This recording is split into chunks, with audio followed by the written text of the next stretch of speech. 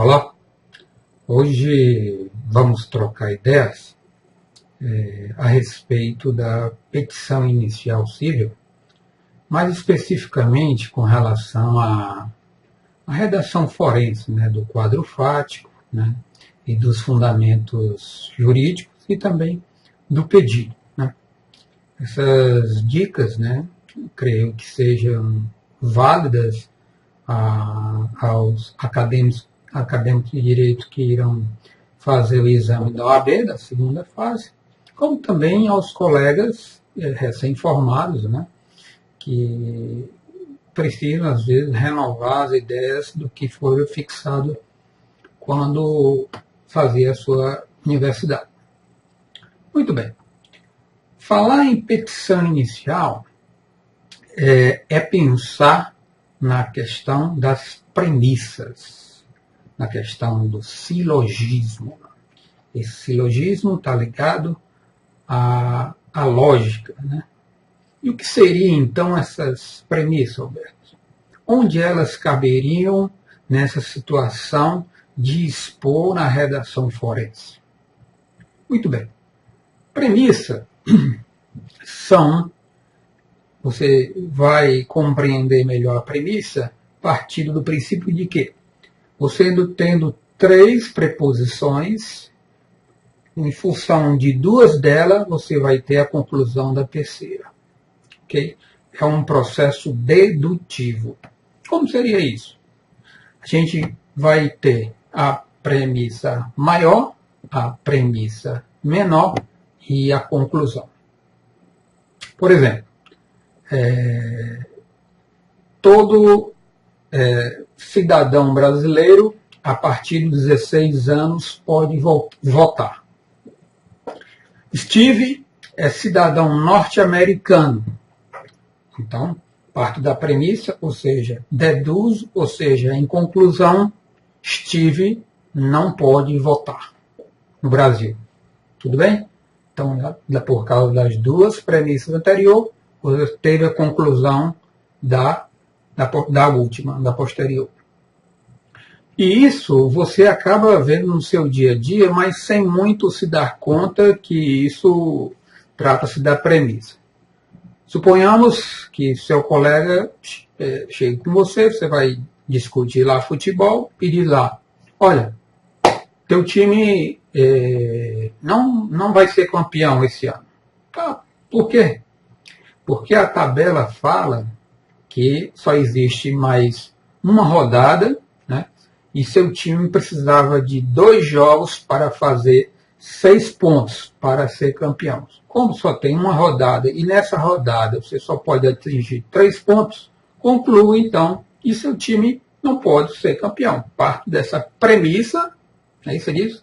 Parte da premissa de que você não vai ser campeão por conta disso e disso e disso. Muito bem. Então, devemos enfocar a petição nesse ângulo de raciocínio, ou seja, fazer ela de um estilo a que você possa raciocinar que vai ser descrita por meio de dedução.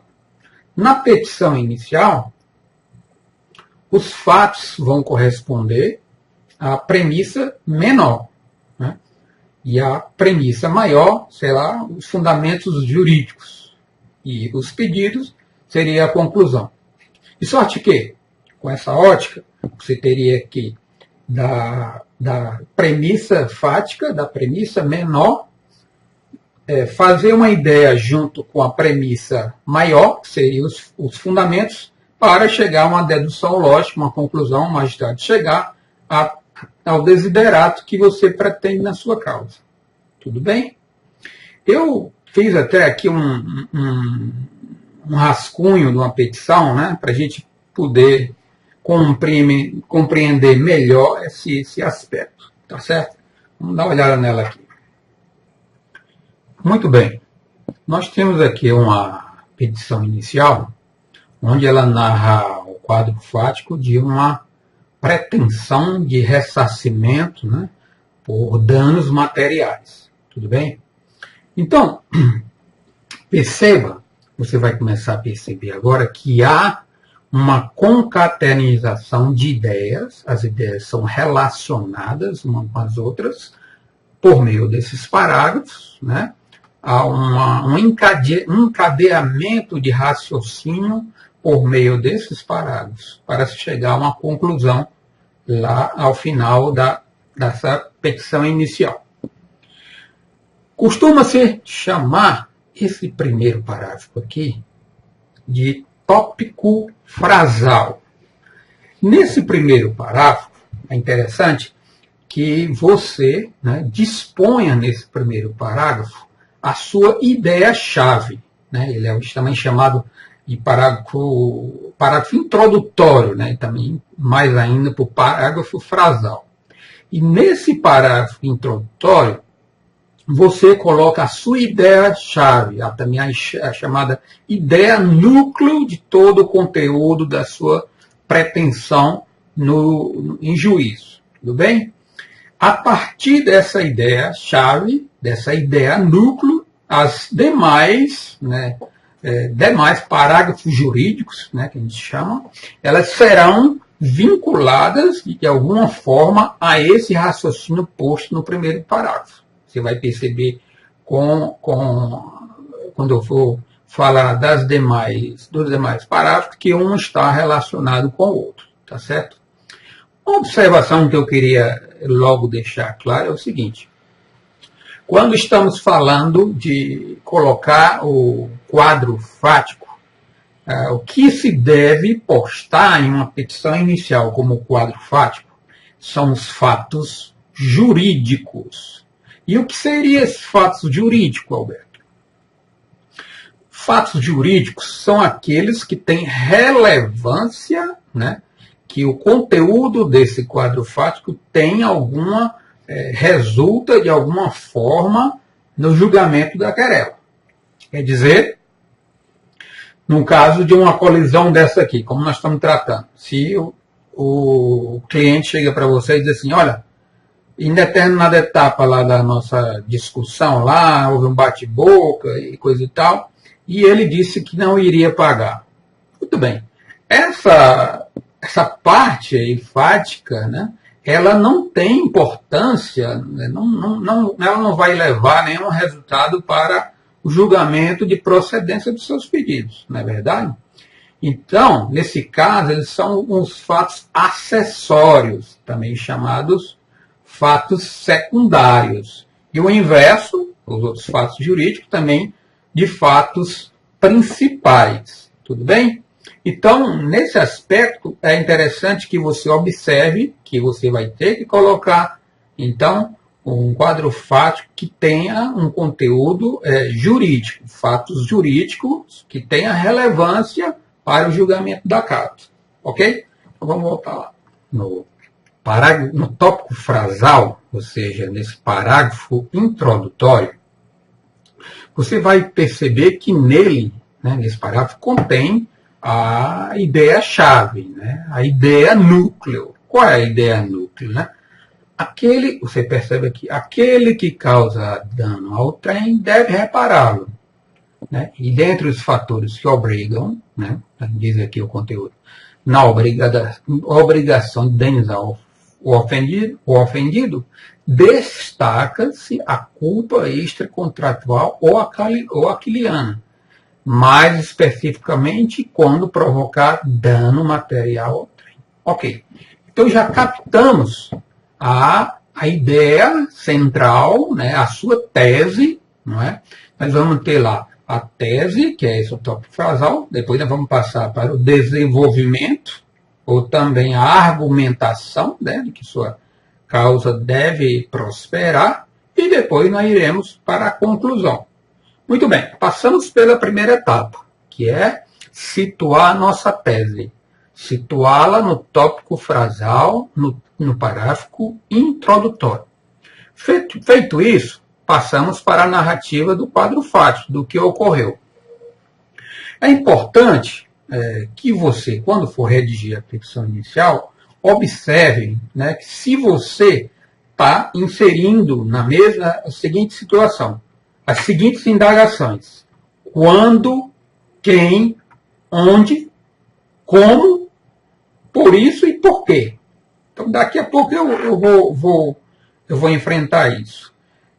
É provável que no exame da OAB, as respostas a esses questionamentos para tornar mais perfeita a peça processual, o examinando não vai encontrá-la, certos aspectos aí, nuance, ele não vai encontrar. Todavia, o colega advogado, ao redigir a petição inicial, tem que ficar atento se essas indagações podem ser respondidas com a leitura da petição inicial. Quer dizer, uma petição inicial, você está tentando convencer, você está fazendo uma dissertação de sua tese para, ao final, tentar convencer ao magistrado que a sua tese jurídica deve ser adotada e, por isso, deve haver a condenação, nesse caso específico, da parte contrária. Tudo bem? Então, todo esse aspecto tem que ser bem cuidado. Muito bem. Aí, eu já entro aqui no quadro fático, né? Você percebe aqui que, a partir de então, nós vamos passar agora para a descrição do quadro fático e dos argumentos, né? O autor, né? Por que a indagação frequente? Por que esse autor, geralmente, né, adota-se com letra maiúscula? Bom, recomenda-se pelo motivo de que entre advogado, Ministério Público e magistrado não há hierarquia. Você percebe quando vai mencionar lá algum comentário dirigido ao magistrado, você coloca lá o magistrado respeitosamente, né? E esse magistrado você coloca com M maiúsculo, né? Numa postura de respeito, né? E também com o Ministério Público. Como não há hierarquia, você, como advogado, está representando, né, o autor, nesse caso, representando o autor da ação. Né? E o seu colega, também advogado do réu, vai conduzir a defesa, né, e como sendo um advogado, também deve, como o promotor e o magistrado, né, você adota a postura de colocar em sinal de respeito como em letra maiúscula, identicamente o autor e o réu devem ser, para não ofuscar a hierarquia, deve ser também com letra maiúscula, para não representar o contrário. Você colocar um nome sem ser maiúsculo, isso poderia representar assim uma indução de que haveria uma hierarquia nesse sentido. Tudo bem? Olá. Então, o autor, na data de 4 de março do corrente, ou seja, é interessante também, deixa eu fazer essa ressalva, quando você for mencionar datas, você faça da mais antiga até a mais recente, porque dá um raciocínio lógico de a coisa foi se conduzindo até chegar a determinada conclusão. Tudo bem? Então, nesse caso aqui, eu situei no tempo, né, dia 4 de março do corrente ano, e também falei até o horário, né, aproximadamente às 14 horas e 30 minutos. Ele conduziu o veículo na Avenida das Tantas, situei também o local. Isso tudo que eu estou falando, você percebe que é mais ou menos agregado a esses elementos da narração jurídica que eu acabei de falar. Quando, quem, onde, né? Você já vai percebendo que começa a se encaixar essas perguntas, né, na narrativa que eu estou colocando. Né? E, na vida tantos, quando fora abarroado na parte traseira pelo veículo do réu. Ressalte-se que o automóvel em liça encontrava-se parado, aguardando a abertura do sinal para prosseguir no trajeto. A propósito, acosta-se o boletim de ocorrência que retrata a colisão em espécie. Muito bem, você percebe que esse segundo parágrafo aqui, ele já é uma ligação entre a sua tese, que é fomentada no parágrafo introdutório. já começa a descrever um quadro narrativo que ele vai se encaixando quem causou dano ao trem deve repararam, né? E agiu com culpa, né? Aqui você diz que ele encontrava-se parado, né? E ele colidiu pela traseira, né? E você ainda estava aguardando que o sinal, né? Que o sinal abrisse. Então você percebe que esse primeiro parágrafo, ele tem uma ligação, já começa, como eu falei, um encadeamento de ideias, né? Entre os parágrafos, eles são encadeados, e esse segundo já começa a demonstrar uma ligação com uma tese jurídica, que foi, né, lá posta no parágrafo introdutório, que tem a ideia-chave e tem a ideia núcleo. Tudo bem? Muito bem. Aí eu passo para o terceiro parágrafo e digo assim: nesse compasso, muito bem, isso aqui, quando você for fazer os parágrafos posteriores, os parágrafos jurídicos posteriores, você tem que colocar o que se chama-se de elementos de ligação, ou também chamados de conectivos. E o que seria esses conectivos, elementos? Esses elementos, eles justamente comportam a junção de todos os parágrafos para chegar até o final. Eles dão a sensação, digamos assim, de que aquilo está vindo em decorrência dos parágrafos anteriores, né? Então, quando você usa... E esses elementos de ligação, ele pode ser de resumo, né? Em resumo, né? Aquele elemento que você vai fechar, né? Você vai lá, faz uma recapitulação. Recapitulando, né? Isso ocorreu assim, assim, assado, né? Ou em conclusão, né? Aí você também tem o de adição, né? O parágrafo, ele dá uma impressão que ele está adicionando a ideia que foi mencionada no parágrafo anterior, ou mesmo uma continuação, né? Então, quando eu falo aqui nesse compasso, eu estou querendo dizer assim, que em razão do que foi dito no parágrafo anterior, nesse parágrafo segundo, nesse compasso, quando eu uso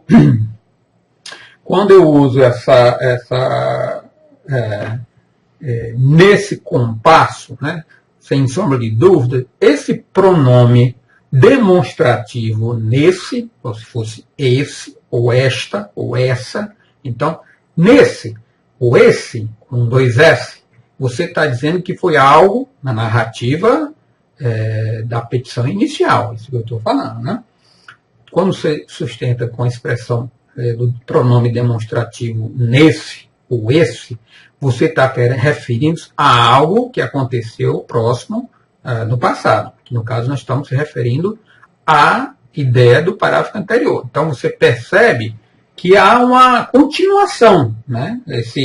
Esse pronome demonstrativo, ele está trazendo a ideia que esse parágrafo segundo já está sendo conectado com esse parágrafo terceiro. Tanto assim que ele usa a expressão nesse compasso, quer dizer, em razão do que foi dito no parágrafo anterior, sem qualquer sombra de dúvida, o réu agiu com notória culpa, sobretudo com imprudência, né? Tá ligado aqui a essa culpa, ó, né? Já você vê que mesmo lá na frente, as ideias elas ainda estão se relacionadas com o tópico frasal, com a ideia-chave, com a ideia núcleo que está referenciada lá no parágrafo introdutório. Sobretudo com imprudência, quando olha, então nós estamos já usando esse prenome demonstrativo em relação ao réu, não observar a distância suficiente para a frenagem. Vê-se assim, ou seja, mas aqui um de adição, né? Além disso, né, então já não é um digamos, de continuação, mas até de adição. Vê-se assim que a conduta do mesmo vai de encontro ao que preceitua o Código de Trânsito Brasileiro. especialmente pela inobservância de uma distância segura de outros veículos. Você percebe, então, que toda essa narrativa, ela encaixa-se com essa, e mais ainda com a ideia núclea que está posto no parágrafo introdutório. Muito bem. Aí eu venho com um outro elemento, um conectivo, né, um elemento de ligação, que é de continuação. Ele diz, vale ressaltar, aí ele adiciona, outro sim, também, né? Então, aí é um conectivo de adição, tá certo? Então, que a colisão trouxer ao autor prejuízos materiais da ordem de R$ 3.455, consoante prova já acarreada com a presente peça exordial. Agora, perceba que, se você, suponhamos que aqui nessa etapa, você colocasse assim, vamos supor que você colocasse assim, e por isso, excelência, é o que se vê no comercial de veículos e coisa e tal. A prudência deve ser respeitada, né? Então, se falar alguma coisa, né, que foge do assunto e você quebra, né, toda a lógica, né?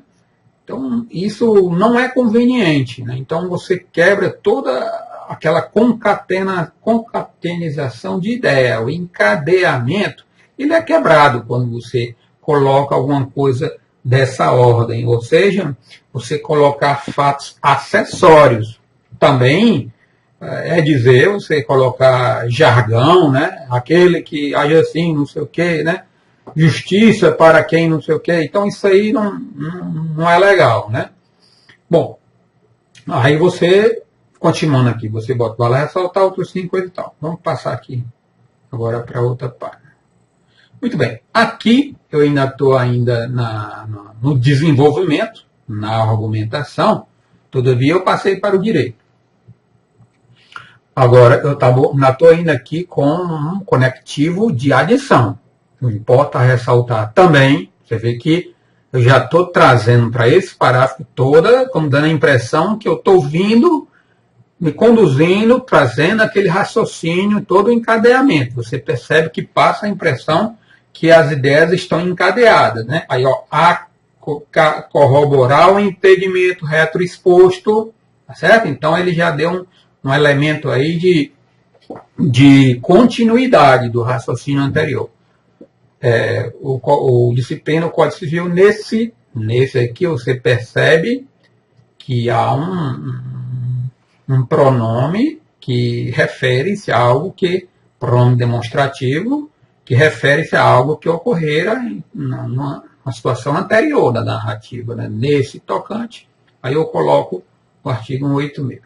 Bom, é bom frisar que, tudo bem que para o exame da ordem possa até parecer valer a pena você colocar o fundamento legal, né? Quando você fala em fundamento legal, você está colocando qual norma você está se agregando nas suas ideias. No caso aqui, exemplificarmente, nós colocamos aí o artigo 186 do Código Civil. Todavia, se você examinar o conteúdo lá do artigo 282 do Código de Processo Civil, ele vai dizer que um dos requisitos da petição inicial do procedimento ordinário seria o quê? O fato e o fundamento jurídico. O que ele está querendo dizer isso, o legislador quer dizer com isso? E aquela expressão em latim, que é traduzida ao português, é bem utilizada no nosso dia a dia da advocacia. O juiz conhece o direito, não é isso? Diz até aquele adágio lá, né? Dar-me os fatos que eu dar-te-ei o direito, não é assim? Então, Não necessariamente você precisa colocar o fundamento legal, fundamento, qual lei você está fundamento, mas apenas o fundamento jurídico. Como seria esse fundamento jurídico? O fundamento jurídico é o seguinte: aquele que vem com velocidade, por exemplo, imoderada, e vem a colidir na traseira de um veículo, deve responder, né, ressarcir o ofendido, porquanto, nessa hipótese, ele age com culpa, porquanto o mesmo foi imprudente, né, e tem que ressarcir os danos materiais. Pronto. Esse aí é o seu fundamento jurídico. Então, o magistrado, né, ao sentenciar, irá, como ele conhece o direito, ele irá, então, situar aquela sua pretensão de acordo com a norma, né, que esteja relacionada à sua pretensão. Tudo bem? Então, fica também essa informação para você ficar atento, tá?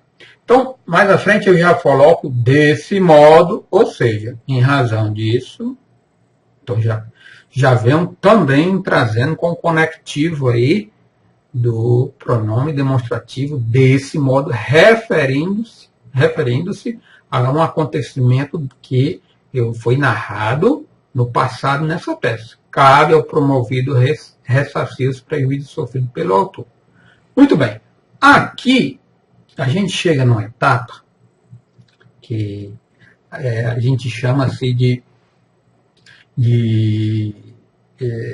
você faz uma síntese do que foi narrado, né, toda a sua descrição, todo o seu desenvolvimento, né, todos os seus argumentos, porque aqui passam a impressão, né, passa uma ideia, né, do que foi tudo que você falou se juntando, passa a sensação que o direito é notoriamente favorável a você. Então você bota lá, em síntese do quanto for evidenciado. Então você já está demonstrando aqui que há ou em resumo, né, ou então você poderia dizer recapitulando, né, em conclusão, alguma coisa, né, do que você vai rememorar aquilo que foi dito lá do início até aqui. Em síntese, do quanto for evidenciado, temos que o réu não observou distância suficiente para resguardar o veículo à sua frente, o agido mesmo trouxera danos materiais ao autor, e aquele que colide na traseira de outro veículo à sua frente age com imprudência. Você sintetizou as ideias anteriores. Bom, aqui você no direito também você poderia, obviamente, inserir algum comentário da doutrina, né? Tipo, por exemplo, a ratificar, podemos botar bem aqui assim, aqui, né? A ratificar o pensamento antes evidenciado, vírgula, né? Vejamos o magistério de fulano de tal. Aí transcreve um trecho, né, da doutrina. Aí logo em seguida poderá, né, colocar um outro parágrafo mencionando a jurisprudência, né? Tipo assim, urge asseverar da mesma sorte, quer dizer, você já está fazendo um conectivo de ligação, né? Que o que vem julgando os tribunais no seguinte sentido, tal. Então você poderia inserir, mas sempre trazendo uma ideia de conexão, de encadeamento, né, que vem trazendo, fechando. Você veja quando chega no penúltimo parágrafo, já passa uma sensação de que a causa é bem óbvia com relação à pretensão do autor, não é? Então, e aqui a gente faz um arremate, né, que é a chamada parte final, a conclusão, que lá das premissas é a última, né? Ou seja, a premissa maior, a premissa menor e chega à conclusão, que é os pedidos. Mas como eu não coloquei os pedidos, mas aqui é mais ou menos o que seria o pedido lá na parte final da peça processual, né? Então, por esses motivos, ou seja, estou usando o pronome no plural, dizendo por tudo lá que foi exposto, né? Ou seja, em tudo, finalizando tudo, por todos esses motivos, né? Conclui-se que, maiormente à luz do que reza o artigo 186 do Código Civil, deve ser acolhido o pleito de procedência dos pedidos ora formulados, vírgula, com a condenação do réu ao ressarcimento das despesas materiais sofridas pelo autor. Ok? Você percebe que há esse encadeamento? Agora vamos agora que a gente viu a peça por completo, ver se fica melhor de a gente entender a questão das premissas. Né? Então, ele diz assim, a premissa menor seria o quê? Que o fulano de tal vinha numa velocidade inadequada e foi lá e o veículo parado no sinal, ele agiu imprudentemente, né, vindo a colidir na traseira do veículo do autor. E por isso trouxe consequências danosas, né, onde ele agiu com culpa e veio a trazer danos materiais. Pronto, essa seria a premissa menor. Aí eu venho com a premissa maior. Ora, aquele que age por ação ou omissão e violar direito e causar dano ao trem, ainda que escolhendo moral, comete ato ilícito.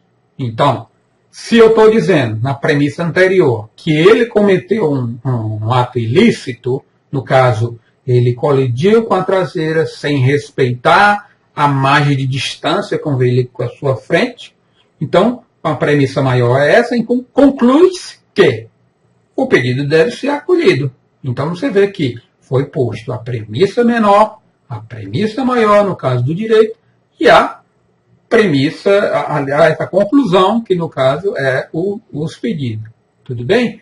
Agora, você percebe também que aqueles elementos da narração jurídica, né,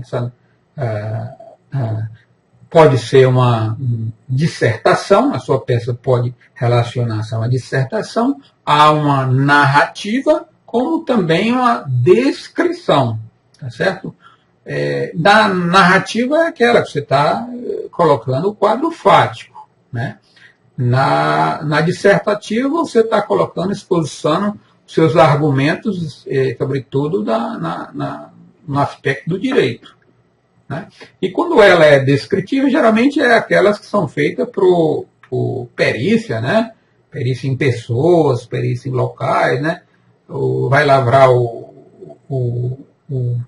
a perícia lá, né? O laudo, então ele diz lá, sujeito alto, que com um corte na face superior e coisa e tal, então ele faz uma descrição. Essa daí é uma espécie de descrição, no caso, de característica, né, que pode ser também de local, de lugar lá, ou então de pessoa e coisa e tal. Mas no caso nós usamos a redação forense adequando-se à narrativa e também à dissertação, de forma dissertativa. Né? Aí você percebe também que aqueles elementos da narração jurídica, ou seja, quando, quem, onde, como, por isso e por quê, elas estão presentes nesse quadro. Quando? Vamos voltar aqui. Quando? Na data de 4 de março do corrente ano, né? Quem? Quem? O autor e o réu. Lá no preâmbulo vai estar a descrição, a qualificação de ambos, né? Onde? Aqui na avenida, aqui, ó, na Avenida das Tantas, né?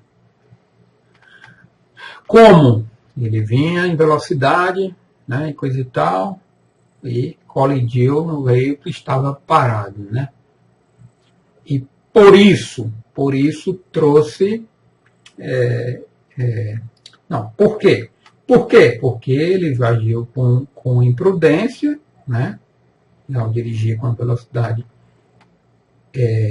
além do limite, e colidiu com a traseira, não observou os ditames previstos no Código de Trânsito Brasileiro, e por isso terá que indenizar os danos materiais assim assado. Pronto, Ok?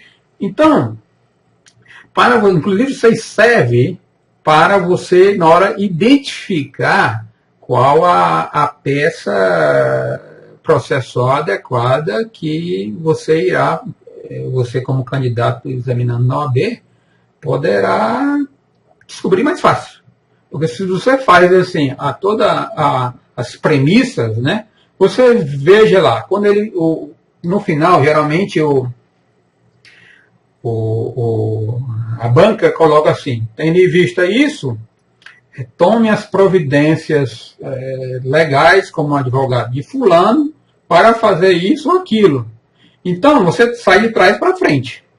Então, você vai procurar premissa menor e a premissa maior para fechar nesse quadro. E em cima disso aí você consegue identificar a peça processual. Né? Então, isso vai ajudar, inclusive, a você melhor raciocinar e entender essa situação toda.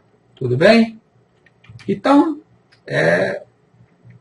eram essas minhas dicas de hoje. Espero que os colegas aproveitem e estarei aqui em breve com mais uma dica. Até mais.